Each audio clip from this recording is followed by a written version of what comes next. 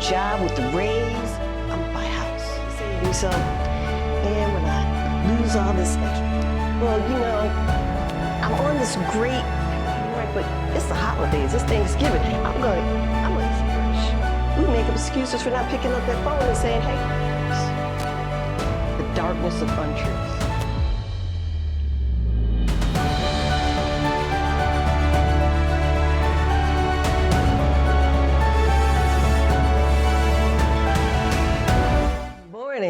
Living Truth family. It is truly an honor and a privilege to be standing before you this morning. And guess what? It feels good to be home. Because you all are my home. My sister, Reverend Minister Sharon, my brother, Reverend Terry, friends, and you're all family. Love you for that. So I want to start off this morning with a question for you. Just give it some thought. What would you be doing if you could? What is your ideal vision for your life? Oftentimes the answers to this question are conditional. We might be saying to ourselves, you know what? I can see it right now. I get that good job, that new job with the raise, I'm gonna buy a house. Or maybe I'll buy that brand new car that I've been dreaming about. Or maybe you might be saying to yourself, man, when I lose all this extra weight, I'm gonna put on that skimpy little bikini, I'm going to the beach, I'm gonna strut my stuff. Woo, I'm gonna be looking good. But when you understand that all of these are ways of setting into motion a trajectory, your conditional responses in many ways negate the very thing you're asking for, because you have set up a series of obstacles that stand in the way of your very own recipients. And a friend of mine calls these obstacles demons. What? Yes, he called them demons, standing for distractions that are embedded mentally, obscuring your new self. And just in case you didn't get it and you didn't read it, distractions that are embedded mentally, obscuring your brand new self. That's right. See, because demons keep you from demonstrating your truth. That's right. You see the demon in front of demonstrating. Demons keep you from demonstrating your truth. And the revealing word defines demons as error states of mind that have to be lifted up by the quickening power of spirit. You see, demons are barriers that can prevent you from achieving your goals and keep you from thinking positively about not only yourself, but everyone around you. Demons lower your energetic vibration and keep you buried under piles of negativity and defer your dreams. They embed themselves so deeply into your subconscious mind that they can obscure any hope you have of creating your new self. Now, one of the most powerful of these obstacles is doubt. Yes, good old doubt fire. Webster says that doubt is the unsettled state of opinion concerning the reality of the truth of something. The revealing word tells us that doubt is the root of weakness, not just physical, but mental. Gets in your head. The Bible tells us we only need faith the size of a mustard seed to succeed, right? You just need a little tiny bit to succeed. But I'm gonna tell you what, I say it only takes doubt the size of a mustard seed to be embedded into your thoughts, change your trajectory, and negate your vision. Mm-hmm. That's right. The mustard seed is like a weed. That mustard seed of doubt, it's like a weed. And that weed gets in there and it spreads, it seeds further, and it deletes all that you've worked for. Just that little mustard seed of doubt. Doubt is to be without resource, to judge diversely, to have a conflicted mindset based upon lack of information or lack of resources. And what does that do? It inhibits your progress. Family, doubt's a choice. You make that choice to doubt. And quite often, it's based upon a negative outcome.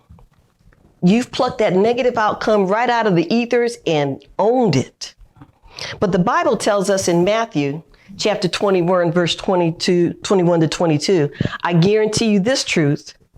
If you have faith and do not doubt, you will be able to do what I did to the fig tree.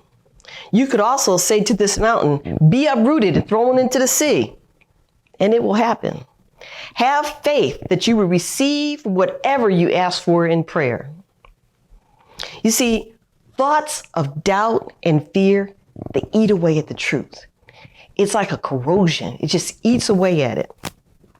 And the more one's faith is attacked, the bigger and bolder doubt and fear become. Now keep in mind, and you all know this, faith and fear, it can't cohabitate. It just won't work. It can't get in the same room. It's like pushing at the edges of it. But guess what? Doubt and fear, oh, those puppies get together. Doubt and fear, they capitulate. They make little babies. They move on. They spread. They like COVID. Doubt and fear. So doubt and fear will succeed in convincing the visionary that the things they dream of, they can't be done.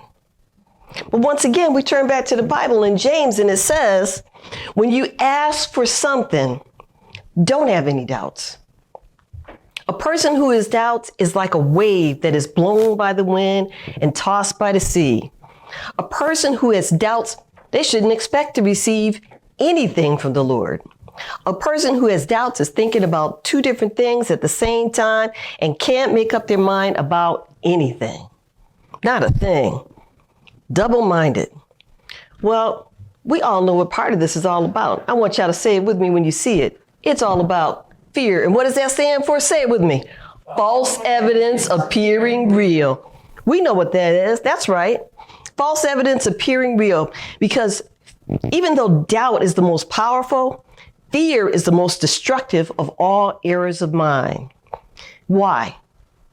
Because fear is a paralyzer.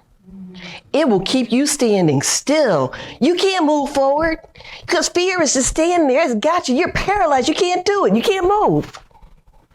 But the Bible tells us in 2 Timothy, God didn't give you that. God did not give us a spirit of fear, but of power and of love and of sound mind. You see, those doubts and fears will lead us to making excuses for not doing the things we need to do to stay vibrationally aligned to our vision. We make up excuses about everything.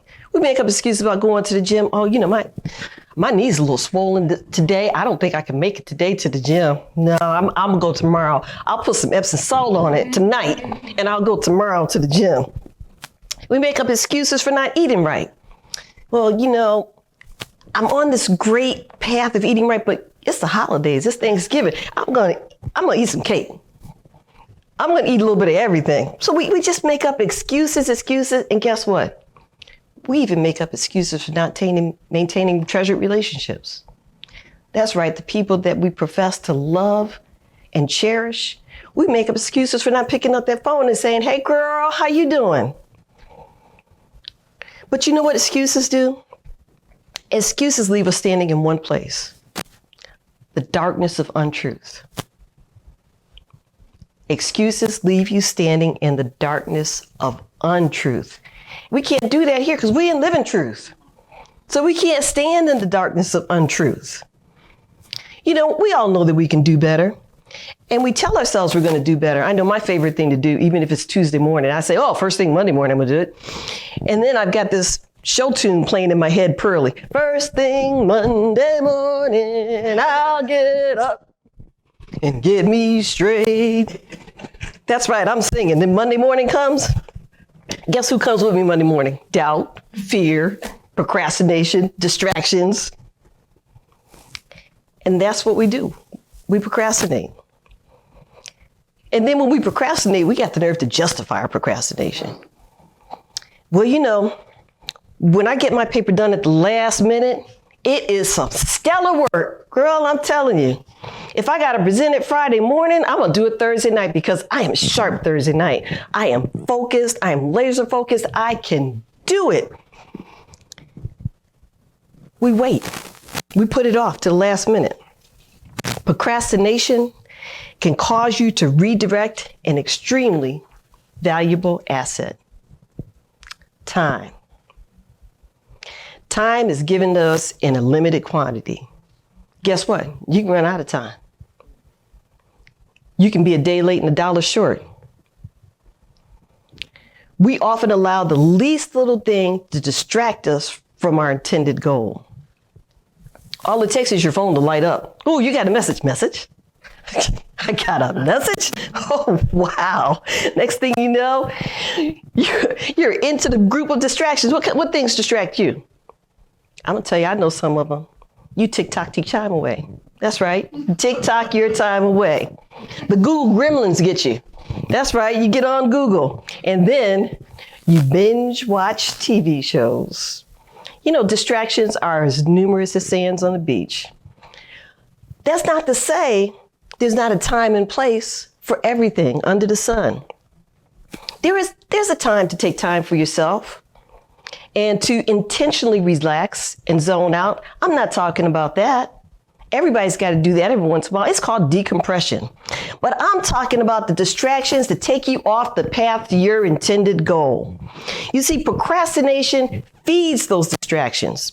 And distractions can divert you and mislead you.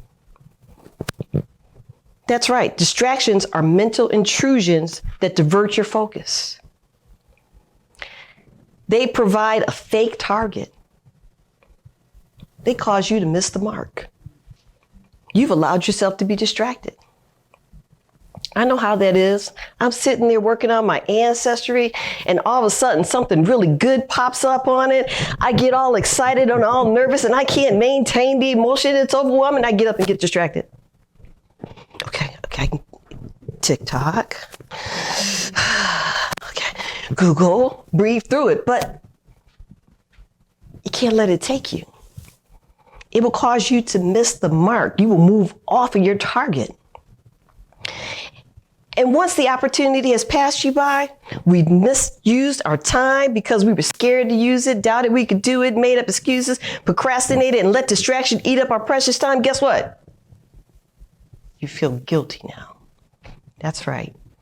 You sit there feeling guilty. And the only thing worse than failure is what? Regret. But what is guilt but a self-imposed punishment? And it isn't bad enough that we do it to ourselves. We make it worse by inviting negative relationships with people that enforce our doubts and fears. They help us to make up excuses. They help us to procrastinate. They become the distraction.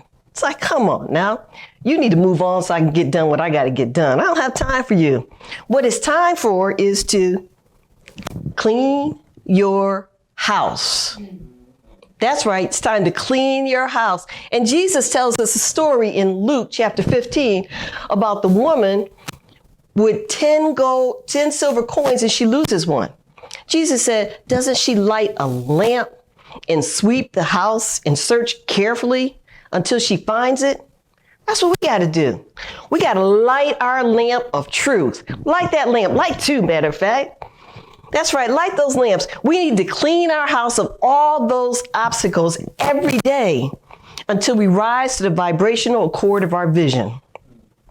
You must believe you are worthy of the thing that you claim, and you must be ready to receive it. Some of us believe it, but we ain't ready. We ain't ready.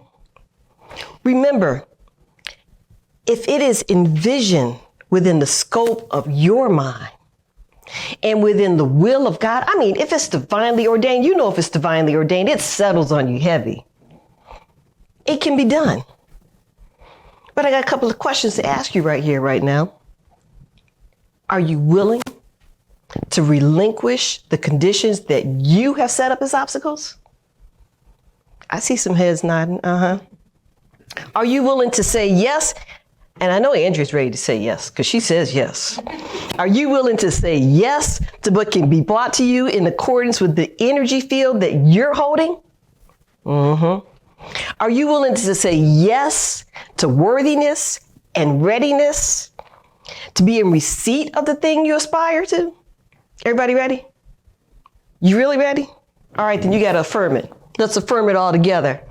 I am fearless and full of faith. Let's do it again. I am fearless and full of faith. And one more time like you mean it. I am fearless and full of faith. That's right. We are fearless and full of faith. Now, when we talk about that movement and trajectory, we're really talking about your vibrational energy. Let's say the job of your dreams exists only in one place and you refuse to go there. You've made a choice to negate your opportunity that could indeed be available to you. That's right. Had Reverend Terry said, no, I don't want to take that job in Alabama, he would have negated his opportunity that was available to him. And right now, I understand that that's a pretty good opportunity and it is doing well for him. He didn't negate his opportunity. You have to shift your vibration towards seeing, feeling, and living in the outcome. You have to lift your vibration above the obstacles so that your claim may be brought to you unobscured. Y'all ready to do that? You know we got an affirmation for it. Let's say it together 3 times. I am resonating with my vision. The path is here and clear. I am resonating with my vision. The path is here and clear.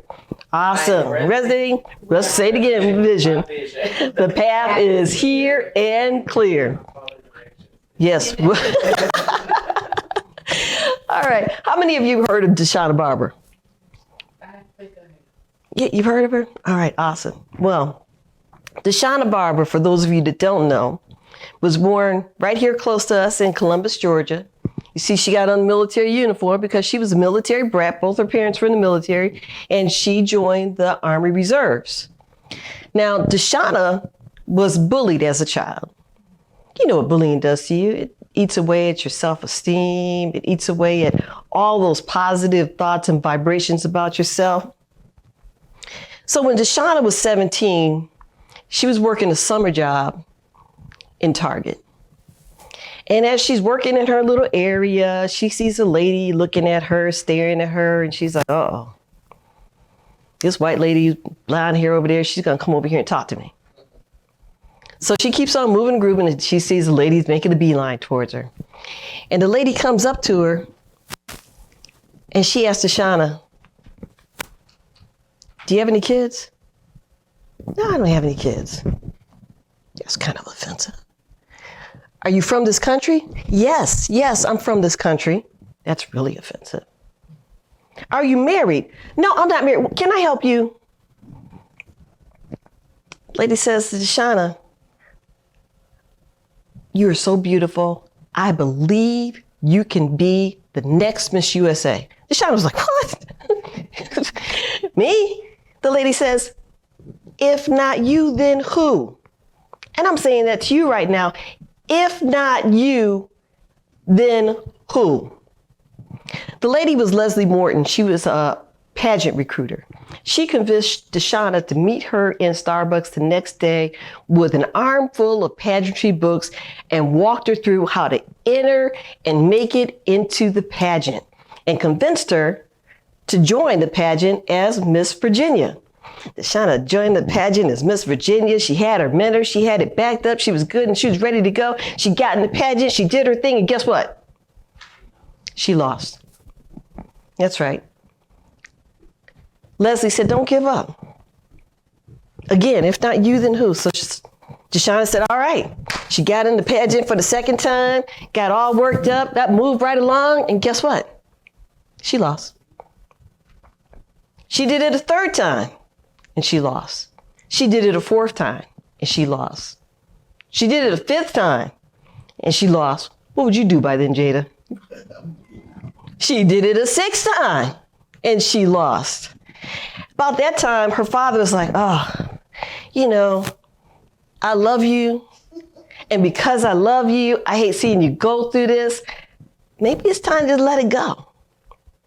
Maybe it's time to just let this dream go. I mean, you've done really well. I mean, you've come into some high qualification levels, maybe it's just time to let it go. And she was buying into it. Remember those negative relationships we were talking about? Daddy? She was buying into it, but she decided she would give Leslie Morton the courtesy and call her up. So she called Leslie up. She said, look, I done lost 6 times. I put a lot of time and effort into it. I did my very best. I'm done. I am done. Leslie said, don't quit. I feel it. I know it. You are destined to be Miss USA. Please don't give up. Something about it just convinced her to do so. So she said, all right, one more again. You know how they say, I will do one more again. She got back into the pageant. This time she entered as Miss District of Columbia. And she won Miss District of Columbia. Now she was entered into the Miss USA. Finally, she is entered into Miss USA. She is ready to go into Miss USA and to do that thing. And she calls Leslie up to let her know, I'm in. Only to find out that Leslie had passed away. Broke her heart, but it gave her this extra something because now she had to do it for Leslie. Now she had to do it for her mentor who believed so in her, knowing that she was watching out for her on the other side. But not only that, her mother was terminally ill with lung cancer. And this was probably going to be the last opportunity that she would have with her mother. She entered the contest. She entered Miss USA. She did her thing. She worked her way up. And guess what? She won. Yes, she won. She won Miss USA in 2016 as her family watched on from Columbus, Georgia. Let me tell you, Deshauna leaves us with some pretty good words of wisdom. She says, do not fear failure, but please be terrified of regret, as giving up is the birth of regret. It doesn't matter how many times you have tried and failed. No one ever said hard work only brings success. Hard work brings failure too. But that isn't grounds to give up. It's grounds to rise up and start over. Start over a different way until you succeed. Remember, winners never quit and quitters never win. So what are we going to affirm? I am a winner. Let's say it together 3 times. I am a winner. I win every day in every way. I am a winner. I win every day in every way. I am a winner. I win every day in every way. Yes. Family, manifestation and breakthrough, they're directly related. You see, a process has precipitated a great change. And the idea of breaking through is the last stage of a process that may have been going on for a very long time, like it did for Deshauna, right? You see, some of us believe that things can happen overnight, and you know what? Sometimes they can. You have to make ready for what you can hold. You have to make ready for what you can hold. And the process of being made ready is a process of movement. That's right. It's a process of moving. Just moving a little bit forward. Just moving. So it's a process of movement and also of release, of relinquishing ideas about yourself and others, of breaking down barriers of where you can go, of thoughts and beliefs that would preclude you from the very thing that you seek. So now, think about this. I'm getting ready to give you something here to think about. When you seek something, in many ways, you're affirming lack.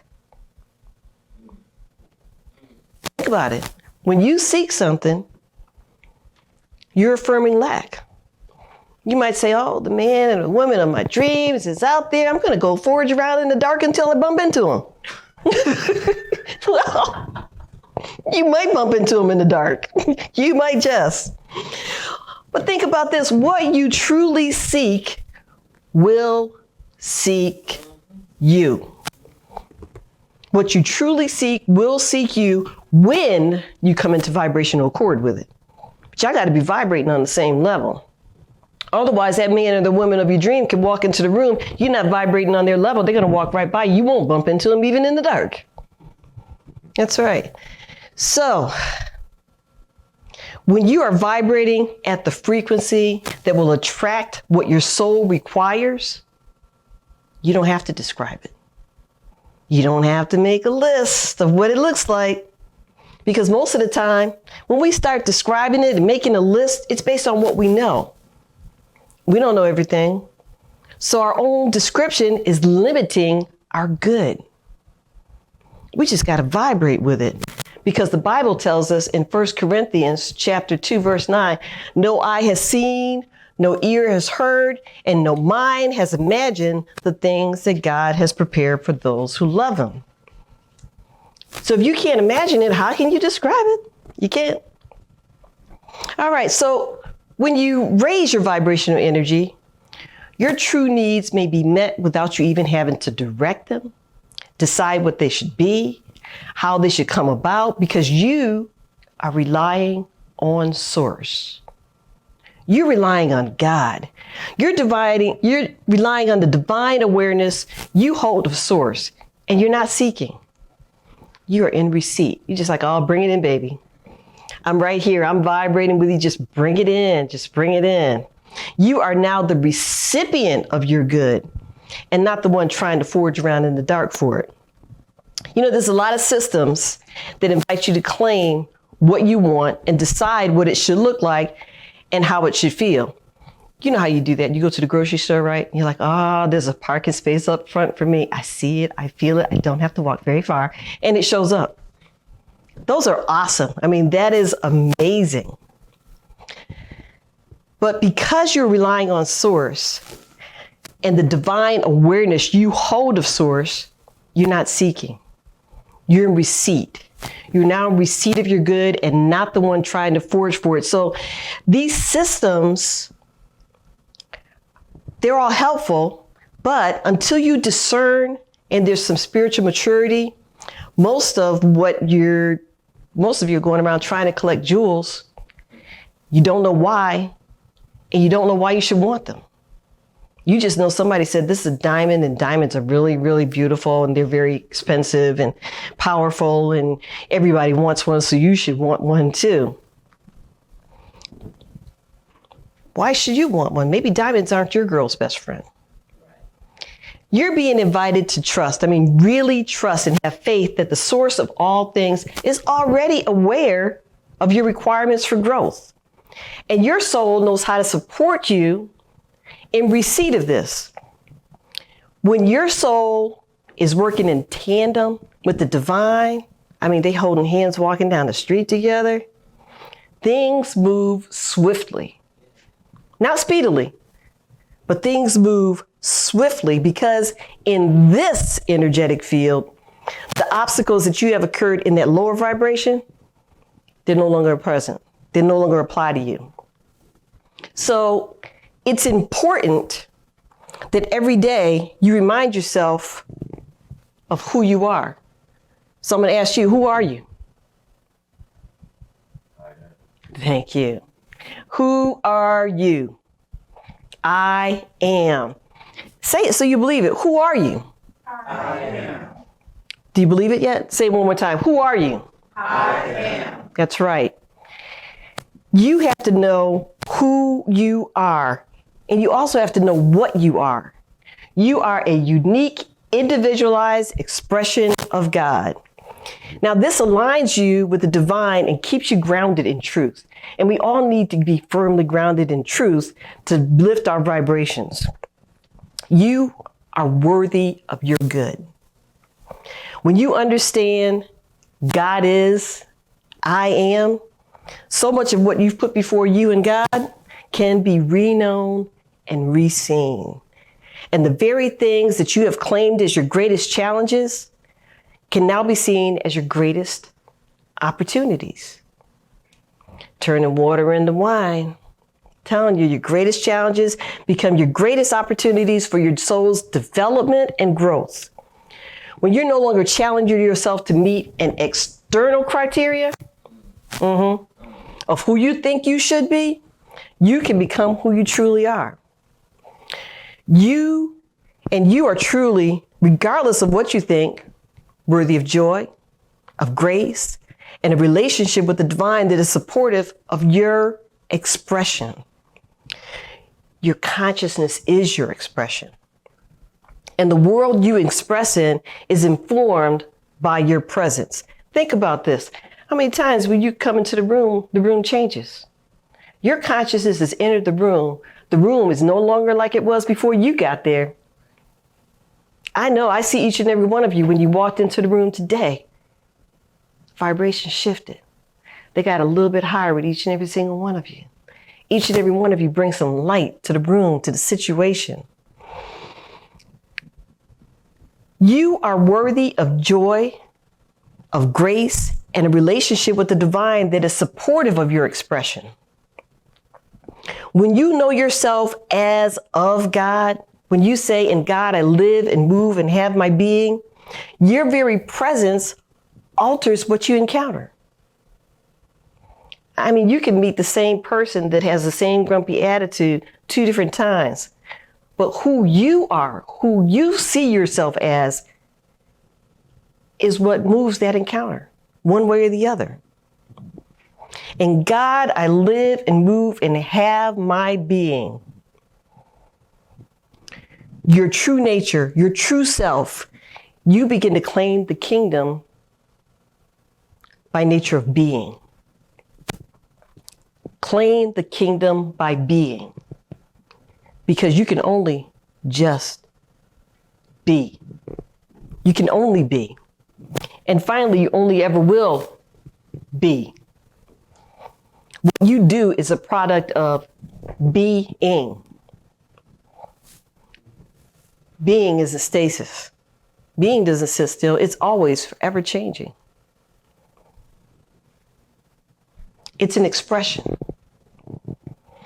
And it is your expression in the world that revolutionizes the world you experience yourself through.